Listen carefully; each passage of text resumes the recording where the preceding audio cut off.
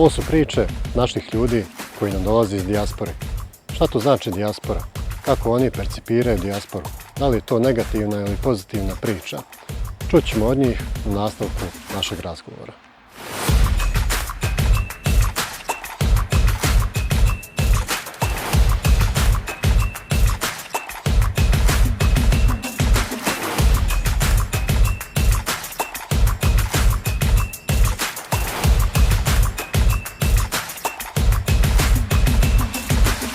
Ove razgovore realizujemo zahvaljujući projektu Local Diaspora Meetup Building Bridges for Better Future koji je podržan od strane Švicarske ambasade u Bosni i Hercegovini.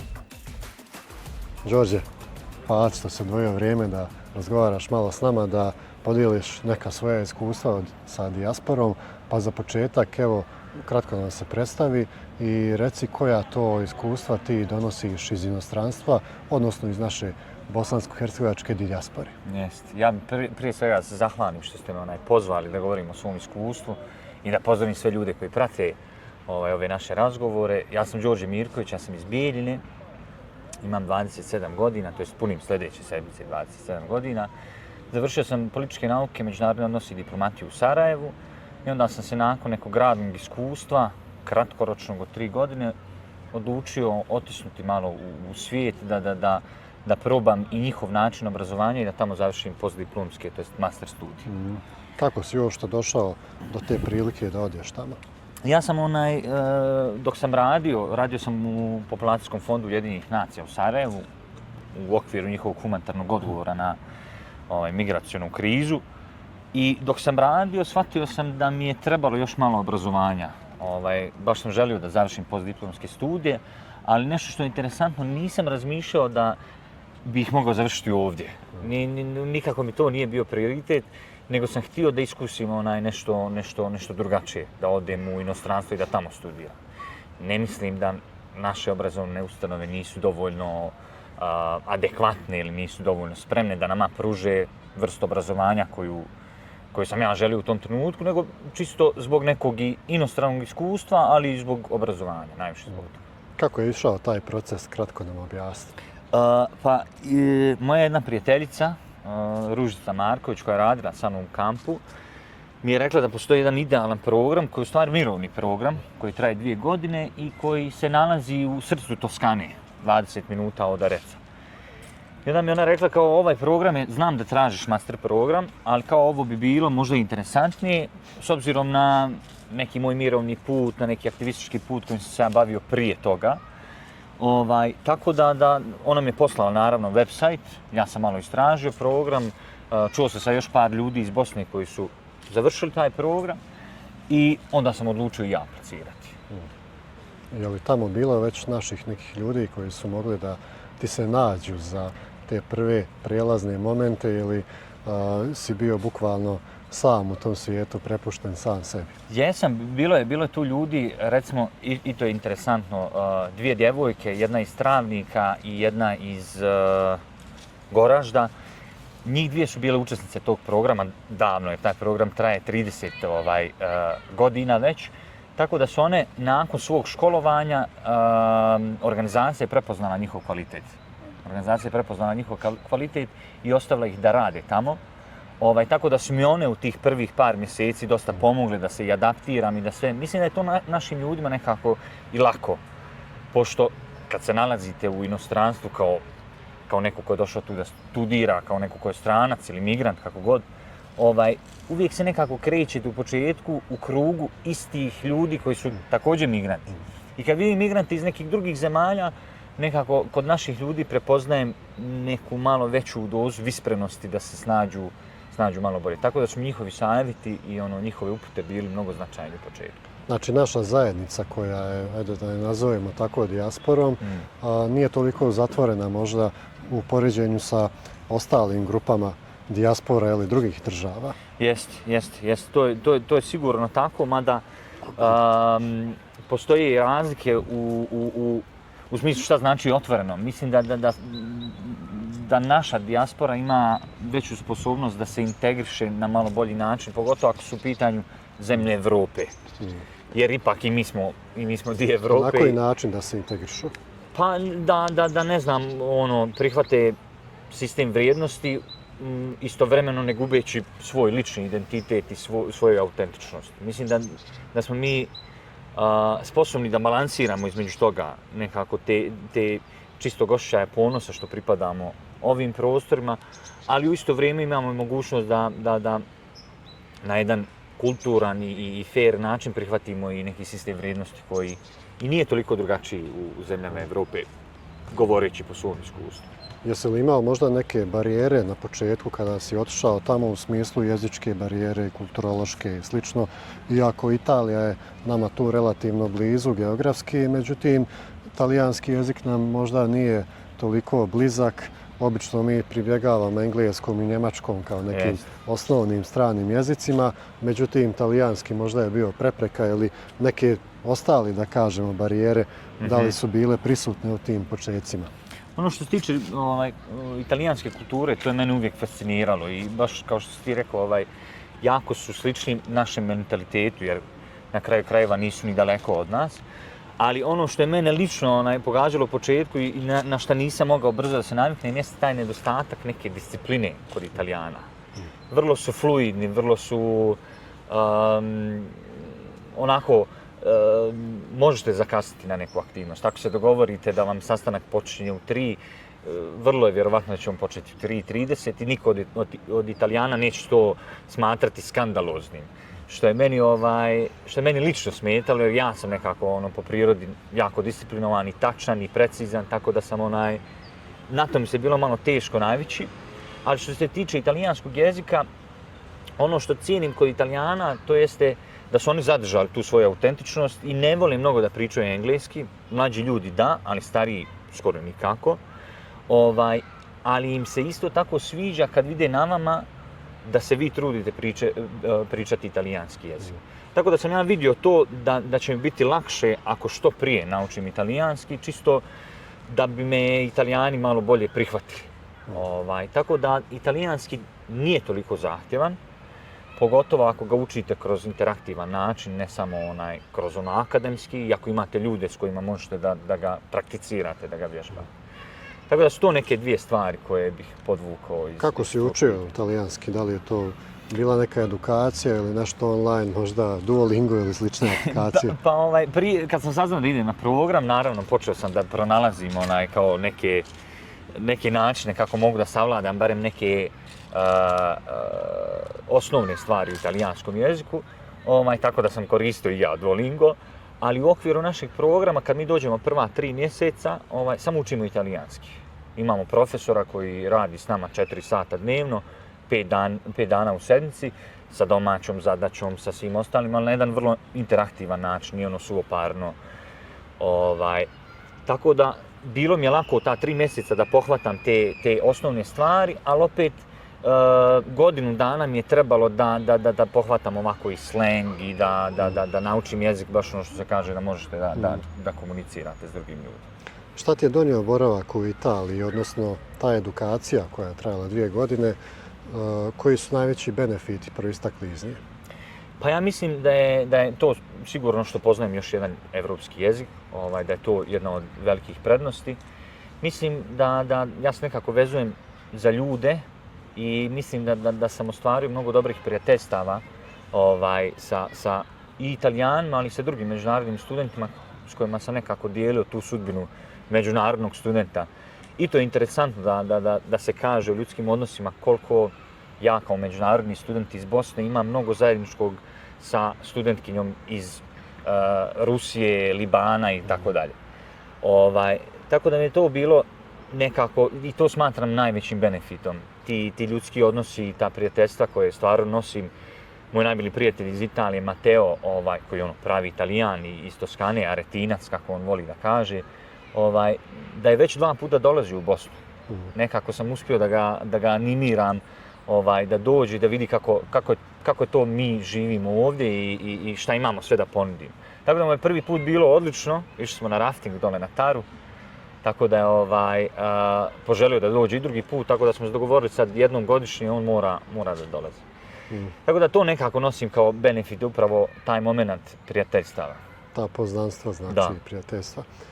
A reci nam šta je to bilo presudno, spominjao si naravno kako je tekao taj tvoj put, međutim koji moment je bio bitan da te učvrsti u odluci da te vrati ovamo i da kažeš sam sebi ja ne moram ići vani radi nekog možda ljepšeg života ili radi neke financijske sigurnosti ili slično? Pa ja kad sam odlazio na studije, ja stvarno nisam planirao da se zadržavam. Ja sam imao nekako jasan cilj, hoću završiti master studije, postdiplomske studije, da naučim jezik i da se vratim i da nastavim život u svojoj zemlji. Ta ideja o ostanku tamo mi se javila tek pri kraju programa, zato zbog jedne vrlo ljudske stvari, ja bih rekao, zašto sam se zaljubio. Tako da mi je ona djevojka tamo, pa sam možda mislio da je okej i ostati. Tako da sam ja završio program u junu i odlučio sam, hajde, napravit ću neki probni period od ova 3 mjeseca preko ljeta. Tražit ću posao, gledat ću jel se ja uklapam, jel se moj neki lični sistem vrijednosti uklapa u taj kolektivni sistem vrijednosti koji imaju Italijani. I u ta 3 mjeseca, ne znam, dešavalo se dosta stvari nekako u kojima sam dobio saznanja da ću ja tu biti stranac. Ja ću tu oduvijek biti stranac i uvijek, tako da bilo je tih momenata, ne znam, kad dođete da obavite neke birokratske stvari, iako su i kod nas jako komplikovane, ali kad dođete tamo i kad vidite točno da imate limitiran set mogućnosti kao stranac.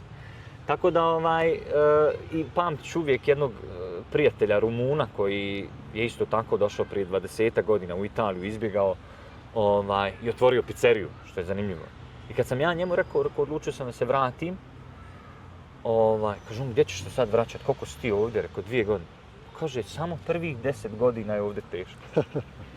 Mislim, i onda sam ja shvatio koliko on bio ironičan u tom smislu, da mi je nekako taj moment bio. Ali s druge strane, isto tako što mislim da sve ono što sam tamo naučio, jer se taj program bavi izgradnjom mira, pomirenjem, nekim fantastičnim stvarima koje se tiču neke neformalne edukacije, mislio sam da sve te stvari se mogu uz naravno neku adaptaciju na naš sistem i na naše ljude i na kako mi razmišljamo, da se to može primijeniti ovdje. Dosta tih stvari koje sam naučio tamo, mislim da se mogu primijeniti ovdje. Tako da to me nekako inspirisalo da se vratim.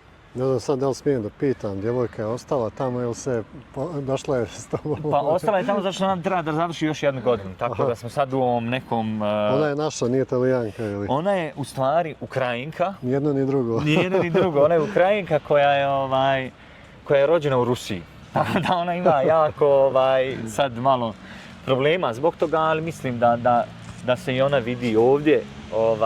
Vrlo brzo je naučila naš jezik, što je interesantno.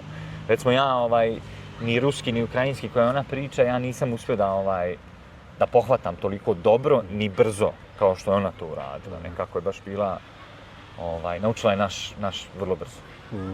Kažu da su planovi, planiranje je ništa, a planovi su sve. Yes. I u suštini ti si imao neke planove, međutim to planiranje mora jednostavno da se s vremena na vrijeme stalno osvježava i da se ažurira. Kakvi su tvoji planovi za dalje? Možda da li si riješio tu da budeš sad i završio sa inostranstvom ili jednostavno ideš kako te voda nosi pa dok te stigneš? Pa ja mislim da upravo moj odgovor se krije u ovom dijelu tvog pitanja kad kažeš da postoji planiranje, postoje planovi. Moj generalni plan jeste da gradim budućnost ovdje kroz svoj naravno angažman u Institutu za razvoj mladih Kult u kojem sam počeo, tek treba da počne da radim, ali i kroz svoj neki društveni angažman gdje mislim stvarno da je naša odgovornost kao mladih ljudi, ali kao generalno građana Bosne i Hercegovine da kreiramo tu budućnost na ovaj ili na onaj način. Ali nisam od onih ljudi koji je vrlo kategoričan u svom tom planiranju, tako da iz ovog dijela planiranja mislim da uvijek ostavlja mogućnost nekom ponovnom odlasku u inostranstvo, ako se naravno ukaže prilika neka koja je prihvatljiva. A s druge strane, kao generalno svoju budućnost i budućnost svojih nekih potomaka vidim ovdje. Ali na neko dosavršavanje, doktorat na kraju krajeva, mislim to je sad sve u dalekoj budućnosti, ne isključujemo ponovni odlazak u inostranstvo. Kako gledaš na razmišljanje mladih ljudi koji razmišljaju što prije da odu odavde? Da li su te njihove želje i ambicije možda podstaknute nekim nerealnim stvarima i nerealnim vizijama života u inostranstvu i možda problemima ovdje koji su možda i previše naglašeni nego što zaista jesu? Šta bi posavjetovao njih i generalno kako posmatraš na njihove te stavove? Pa mislim da dosta mladih ljudi ide sa ovih prostora, ali ja opet se vraćam na tu društvenu odgovornost koja mislim da nije zastupljena kod nas generalno, a pogotovo kod mladih ljudi. Ali u tom slučaju ne krivim njih što je ne osjećaju, jer naprosto ovakva postavka sistema im ne daje mogućnost da se osjećaju odgovorno. I baš u tom nedostatku podrške mislim da pribjegavaju nekim, hajde da kažem, lakšim opcijama gdje će otići u neki totalno drugi sistem, gdje će moći da budu i disciplinovani i da rade sve ono što su mislili možda da su ovdje ograničeni da rade. Tako da u razloge zašto mladi ljudi odlaze ne možemo generalizovati, svako ima svoj razlog i niti koga osuđujem, niti koga kritikujem, niti mislim da bih mogao davati neke generalne savjete čitavoj populaciji mladih. Ali ono što ja nosim iz ličnog iskustva jeste da trebamo osvijestiti sebe i šta želimo. Mislim da je to generalan problem mladih ljudi što nekako danas nejasno nam je šta je ono što želimo.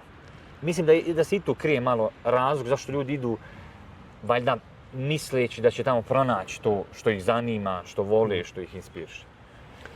Da li mladi ljudi iz Italije razmišljaju slično kao mladi ljudi iz Bosne i Hercegovine? Pa ja mislim da što se tiče tih nekih migracionih planova, mislim da je to jako slično. Da je to jako slično. Mladi Italijani, recimo, migriraju u zemlje zapadne Evrope koje su u boljoj ekonomskoj situaciji. Naprimjer, dosta mojih prijatelja Italijana znam da, ne znam, ili njihova braća ili drugari ili oni sami emigriraju u Njemačku, u Austriju, u Holandiju i u Veliku Britaniju također, gdje imaju bolje naprosto ekonomske uslove. Italija ne bih baš rekao da je povoljna za mlade ljude. Ni Italijane, a čak ni za ove ostale. Tako da se dešava taj sad migracioni tok ljudi, dosta mladih ljudi iz zemalja Azije, Bangladeša, Nepala, dolaze i zauzmaju ta mjesta mladih ljudi koji odlaze Možemo reći slobodno da se te migracije dešavaju u cijeloj Evropi, u cijelom svijetu faktički. Da nismo mi jedina zemlja, odnosno država iz koje idu mladi ljudi, ali evo kažem, kod nas dolaze ljudi iz trećeg svijeta, a ne možda iz Evrope, tako da te seobe migracione, možda o kojima ti možeš svakako više i sa stručnog aspekta da nam objasniš malo, stalno se dešavaju, nekad su se dešavale iz nekih drugih razloga, sad su neki drugi motivi u pitanju i približna malo sa stručnog aspekta. Pa mislim da je upravo si ti to i rekao, da je migracije su bile, trenutno se odvijaju i bit će oduvijek. Biće zauvijek tu, zato što ljudi su skloni migracijama, ljudi su skloni potrazi za boljim životom. Ja ne vidim ništa loše u tome. Niti to stručna strana, akademska ova strana koja posmatra migracije, ne gleda kao na nešto loše. Mislim da mi pribjegavamo više ovom nekom predrasudnom gledanju na takve stvari i ovo o čemu smo malo pričali, kako je naš narod sklon preuveličavanju problema, tako da mislim i da taj odlazak mladih može u nekim krugovima biti preuveličan. Ali migracije se dešavaju u Italiji, u Njemačkoj i u ostalim zemljama zapadne Evrope kao i kod nas. Mislim, mladi ljudi svuda na svijetu su mladi ljudi i nekako traže neke bolje uslove za život. Mada ono što se primjećuje kao trend da dosta mladih ljudi odlazi, ali se vraća nakon određenog vremena. Misliš samo za Bosnu ili za ostale države? Za ostale države, to je trend i u Evropi. I Italijani tako rade. Ili rade recimo sezonski po nekim zemljama pa se vraćaju u Italiju. Tako da su ti trendovi migracija vrlo slični svuda po svijetu, ne dešava se to samo kod nas, naravno. A reci nam, sa tvog profesionalnog aspekta, koja je tvoja bila uloga u tim organizacijama kad se baviš migracijama, koji su radni zadaci bili, odnosno ciljevi tvojeg angažmana? Da. Pa nakon one migracione krize koja se desila nakon arapskog proljeća u zemljama Sjeverne Afrike, gdje su počele masovne migracije ljudi, najprije iz Sjeverne Afrike, ali onda se kasnije naravno to su ljudi iskoristili, taj trend migracije, tako da je dolazilo dosta ljudi iz Afganistana, iz Pakistana, iz Bangladeša. U jednom momentu 2022. ili 2023. godine, dok sam ja još radio u kampovima za migrante, dolazilo je dosta ljudi iz jedne male afričke zemlje, Burundi, gdje su dolazili svi. Dolazi u porodicama baka, deda, mama, tata i djeca. I onda je to, vidjeli smo veliki porast migranata iz te zemlje, zato što su imali bezvizni režim sa Srbijom. Pa su dolazili bez vize u Srbiju, a iz Srbije su išli dalje ovom balkanskom rutom prema zapadnoj Evropi. Kasnije, naravno, Evropska unija, kako bi regulisala taj tok migracija, nekako predočila Srbiji da treba da zatvori taj bezvizni režim, jer naprosto prebrzo su dolazili, previše je dolazilo ljudi, tako da su oni ukinuli taj bezvizni režim. A ono što sam ja radio kao službeni naziv moje pozicije bio službenik za osnaživanje, gdje sam ja radio u porodičnom kampu, gdje su većina bili korisnici koji su bili maloljetnici bez pratnje, dakle migranti, ljudi u pokretu koji su bez pratnje, koji su maloljetni.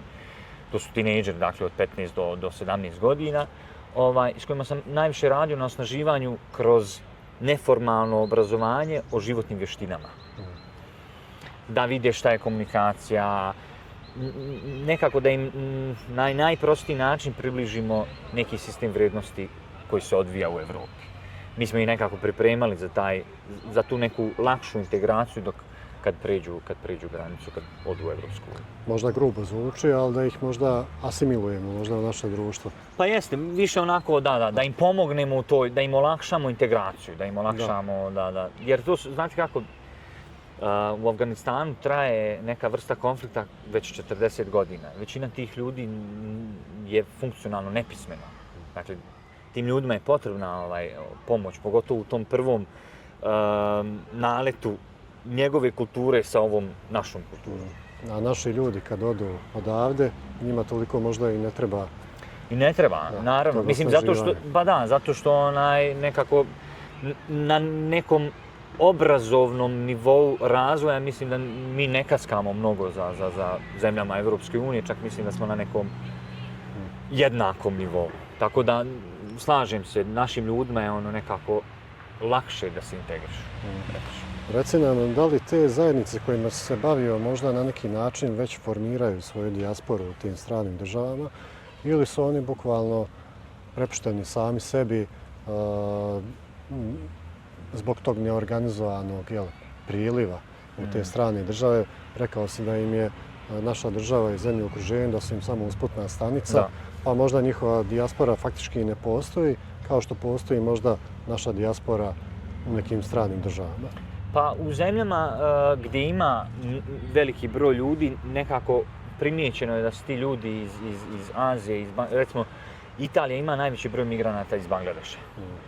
I pogotovo u posljednjih 5 godina gdje stvarno ima dosta ljudi i oni se organizuju u svoju dijasporu. I ja to mogu da vidim, mislim, poznajem ljude, imao sam i prijatelja u Italiji koji su migranti iz Bangladeša, koji su tu već 5-7 godina. I vidio sam da su počeli razvijati svoju dijasporu i vrlo su organizovani. Nisu... Da li se zatvaraju neka geta? Zatvaraju se i to je u stvari jedan problem što ih to malo isto koči na putu integracije. Gdje se najviše drže u svojim grupama i organizovani su jako u svojim grupama, dok ne izlaze iz tih grupa i ne integrišu se sa italijanskim društvom.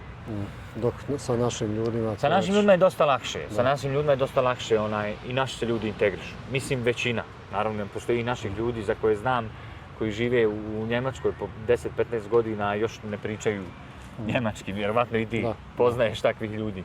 Tako da vjerovatno ima i među našim ljudima, ali većinski nije tako. Kako predviđaš da će jednostavno taj tok migracija u budućnosti da izgleda u Europi, obzirom da imamo, nažalost, sve veći i veći broj tih sukoba između različitih kultura, pa možemo reći slobodno i tih nasilnih već sukoba koji pogađaju i Pariz, i London, i Brisel i sve ostale velike gradove u Europi. Da li će ta asimilacija, odnosno integracija strana društva možda teći na neki lakši nivo, kao što Sloveni recimo pribjegavaju toj nekoj mirnoj integraciji, ili će možda biti agresivna kao što se dešava zadnjih nekoliko mjeseci? Pa, to je vrlo jedno kompleksno pitanje na koje bi se davalo istražiti i pogledati činjenice. Dosta mi i nekako senzacionalistički gledamo na te stvari i onda vidimo kako je u porastu desnica u čitavoj Evropi, kako na vlast dolaze, ne znam, ultradesničari, kako i oni upravo koriste tu migracijsku krizu kao nešto što njima daje na popularizaciji, jer obećavaju neka radikalna rješenja, zatvaranje granica, podizanje, kao što se dešava to u Sjedinjenim Američkim Državama sa dolaskom Trumpa, gdje migranti, dosta migranata je deportovano i tako dalje. Mislim da ako Europa ne uspije da usaglasi te svoje migracione politike sa ovom desničarskom politikom koja je u porastu u Europi, mislim da će regulacija migracija biti jako teška, ali ove radikalne poteze određenih zemalja ne pozdravljam i ne mislim da će donijeti ičemu dobro. Mislim da će samo izazvati neke druge stvari koje će biti lošije. Zato si ti tu i organizacija u kojoj radiš. To je zaista možda jedno od najboljih mogućih rješenja, iskren da budem, jer nasilno opet pribjegavati nekim rješenjima nikada nije urodilo nekog pozitivnog ploda, a svakako vidjeli smo da okretanje glave možda od tih problema, opet na drugoj strani ne može da riješi te probleme i siguran sam da tvoj rad će sigurno uroditi neku ruku, možda manje ili više nekom plodu, tako da želim ti puno uspjeha u tvome radu, jer posmatram to u kontekstu ove naše emisije kao jedno od plemenitih zanimanja, zaista ljudi koji se profesionalno na neki način bave dijasporom, odnosno migrantima. Tako da želim ti svu sreću u daljem radu i hvala ti što si pričao s nama i odvojio svoje vrijeme. Hvala puno i ja pozdravljam sve ljude koji će nas gledati i tebe, Željko, hvala ti na pozivu, bilo mi je zadovoljstvo. Hvala. Dragi gledalci, hvala na gledanju, vidimo se u nekoj novoj epizodi.